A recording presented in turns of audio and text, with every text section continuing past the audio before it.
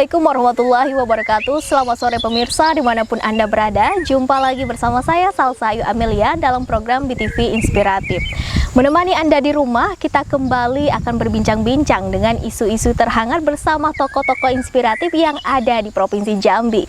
Baik, kali ini kita kedatangan tamu spesial pemirsa dari Ketua Pemuda Peduli Lingkungan Muaro Jambi, yakni Ridho Saputra ya. Baik Bang Ridho, apa kabarnya hari ini? Alhamdulillah sehat. Alhamdulillah baik ya.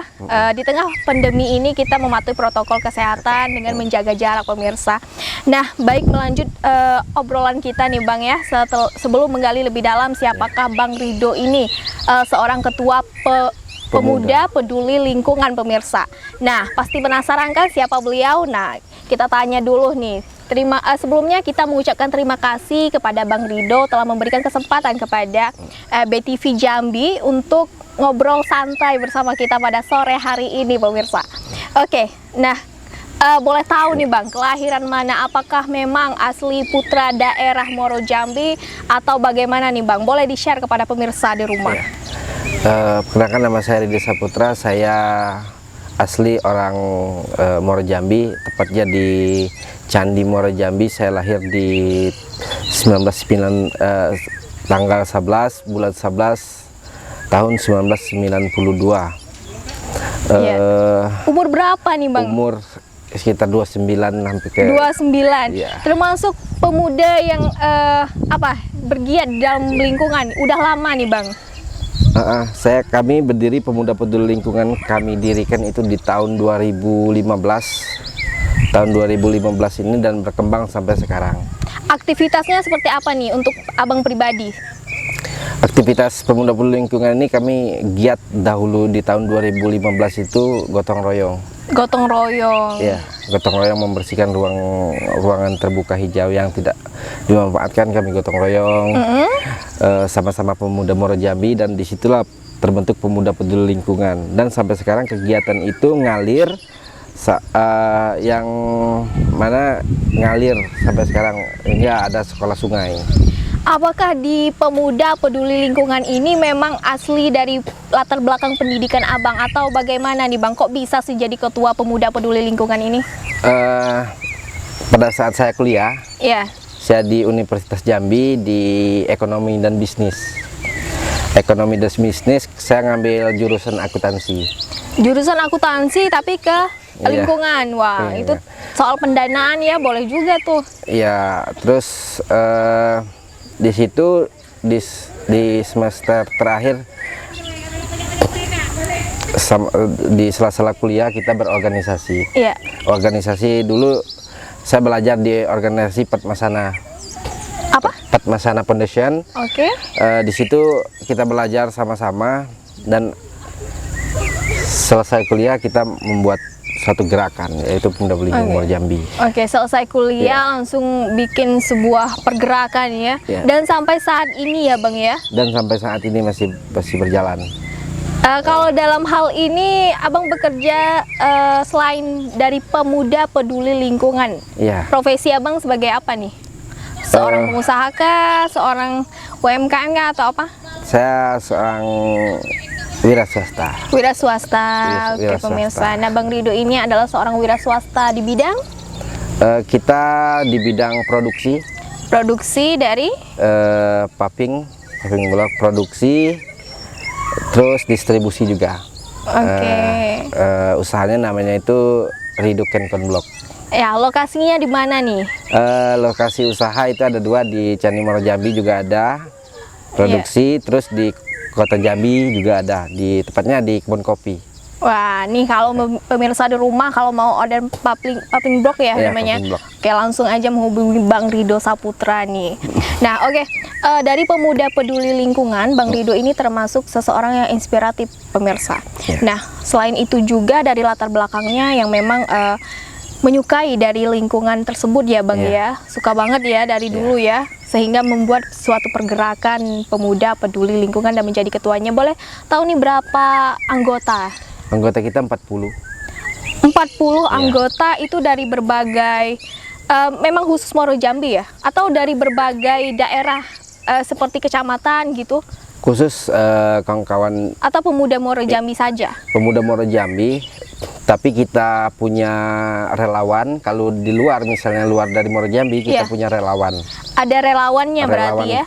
Kami namakan relawan Sekolah Sungai. Wah, ini program Sekolah Sungai ini program dari Pemuda Peduli Lingkungan? Iya, iya. Jadi Sekolah Sungai itu adalah satu gerakan dari Pemuda Peduli Lingkungan.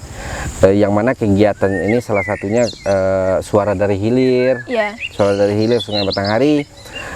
Kegiatan itu namanya observasi dan sekolah sungai. Sekolah sungai ini, di dalam sekolah sungai ini ada metode yang kita terapkan sama-sama dan kita jalankan sama-sama. Metode yang pertama itu kita datang ke sekolah formal. Di situ kita kasih arahan bahwa minggu ke depan kita ada kegiatan dalam 1 bulan.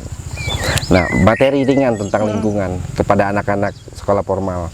Terus kita ajak nonton dokumentasi. Kita nonton. Yang ketiga, temuan ketiga, kita mengubah sampah plastik menjadi manfaat. Terus kita sebuah kerajinan gitu ya. Terus kita belajar membibit. Nah, yang keempat, kita kesana lagi dan kita membuat suatu aksi, mengajak seluruh anak sekolah itu long march atau berjalan-jalan di desa, sepanjang desa mereka untuk mengambil sampah di pinggir Sungai Batanghari, terus menanam pohon. Nah, ini bentuk edukasi ini kami jalankan di 3 titik di hilir, di Kota Jambi, di Muaro Jambi, yaitu di Candi Muaro Jambi sendiri, di 8 desa dan Candi Muaro Jambi, terus di Tanjung Jabung Timur di Kampung Laut. Nah, gerakannya sama seperti itu. Sampai saat ini dilaksanakan. Itu per minggu, per bulan, atau seperti apa kegiatannya? Namun selama pandemi ini masih berjalan ternyata ya? Iya, masih berjalan selama pandemi ini. Kegiatan itu kami jalankan selama 1 tahun. Berarti dalam 1 bulan, dari 1 bulan itu sekitar 8 bulan dalam 1 tahun menjalankan kegiatannya. Nah, dari sini kan dari Pemuda Peduli Lingkungan itu ada namanya Sekolah Sungai ya programnya. Terkhususnya Sekolah Sungai, mungkin kita melibatkan anak-anak muda, anak-anak yang baru remaja gitu ya. Iya. Nah, itu menurut Abang sendiri nih tentang kita, seperti yang kita tahu sekarang Sungai Batanghari itu tercemar ya. Nah, menurut Abang seperti apa tentang Sungai Batanghari ini? Ya, Sungai Batanghari ini adalah sungai yang sangat penting sekali bagi masyarakat Provinsi Jambi, karena Sungai Batanghari ini adalah urat nadi, urat nadi dari segala bentuk, terutama urat nadi perekonomian, urat nadi sejarah. Namun sekarang Sungai Batanghari, seperti kata-kata Pak Bojo itu, Sungai Batanghari sekarang arusnya itu membawa petaka. Nah, karena apa? Karena banyak sekali aktivitas peti di hulu merusak lingkungan hulu, sehingga Sungai Batanghari itu tercemar merkuri, tercemar dan keruh. Apakah ada upaya dari sekolah sungai itu sendiri untuk Sungai Batanghari ini? Ada upaya, makanya kami beri nama Suara dari Hilir, supaya orang hulu mendengar bahwa di hilir ini kami dapat dampak. Dulu Sungai Batanghari itu di tahun 2000-an lah ya, 2001. Sungai Batanghari itu kalau kita jelam di air itu, jarak 1 meter itu masih kelihatan teman kita kalau kita celekkan mata kan. Jadi kalau sekarang tidak lagi. Nah, itu tingkat pencemaran sangat luar biasa sekali. Sangat keruh berarti ya? Iya, upaya yang kami lakukan itu tadi sekolah sungai, kita mengedukasi. Tapi sayangnya di sekolah sungai yang di Batanghari ini kan masih tercemar tuh. Mungkin ada upaya lain gitu dari pemerintah. Apakah sudah terdengar suara-suara dari anak muda Muaro Jambi gitu? Menurut Abang sudah terdengar belum oleh pemerintah? Sudah ya? Pemerintah karena kegiatan ini juga misalnya di Kampung Laut kita bekerja sama dengan kecamatan di situ, kecamatan di Kampung Laut itu. dia bantu. Misalnya kita ngumpulin sampah dengan anak-anak, dan dia sampah yang kita kumpulkan dia ngangkut ke tempat pembuangan sementaranya kan gitu. Jadi kita tidak kemungkinan ini gerakan ini kita juga membantu pemerintah. Iya, benar sekali gitu ya. Iya. Nah, baik pemirsa, memang benar dari peran dari seorang aktivis lingkungan termasuk pemuda peduli lingkungan di Muaro Jambi ini sangat penting untuk menjadi wadah membantu mengampanyekan kegiatan lingkungan yang ada di Muaro Jambi maupun Provinsi Jambi, terkhususnya tercemarnya Sungai Batanghari. Dengan adanya peran dari mereka-mereka inilah yang kita butuhkan gitu untuk membantu pemerintah sebagai wadah mengampanyekannya. Nah, baik pemirsa, tak terasa waktu kita memang sedikit, dan di akhir pertanyaan nih saya mau tanya lagi nih sama Bang Ridho ya, sebagai generasi muda. Nah, apa peran pesan gitu untuk kepada generasi muda yang ada di rumah maupun yang menonton pada saat ini gitu, supaya mereka melihat kita pada hari ini ada manfaatnya gitu di akhir-akhir segmen kita ini. Iya, untuk kita kan semua Pesan gitu ya. Pesan untuk menjaga sungai, kita terus berjuang untuk menyelamatkan sungai, dan peduli sungai. Kita ajak ramai-ramai untuk peduli sungai. Nah, peduli sungai dengan akal, dengan otak, jangan dengan otot. Jadi kita mengajak orang untuk peduli sungai, dan jangan tinggalkan air mata terhadap sungai itu, tapi tinggalkanlah mata air untuk anak cucu kita ke depan. Untuk generasi muda yaitu kita terus berjuang, karena tanpa perjuangan kita jangan sampai di sini saja perjuangannya, seperti itu ya Bang Ridho ya.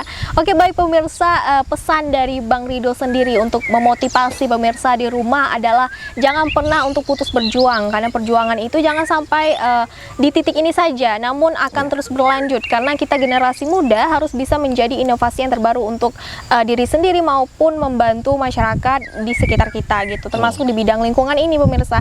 Dan jangan lupa pemirsa di rumah harus menjaga sungai-sungainya, jangan sampai membuang sampah sembarangan, terus kita harus mematuhi protokol kesehatan juga di tengah pandemi gitu pemirsa.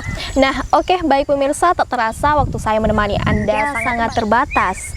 Saya Salsayu Amelia dan kru yang bertugas pamit undur diri dan terima kasih. Saksikan selalu BTV Inspiratif setiap Senin dan Kamis jam 6 sore hanya di BTV Jambi, cerdas bersinergi.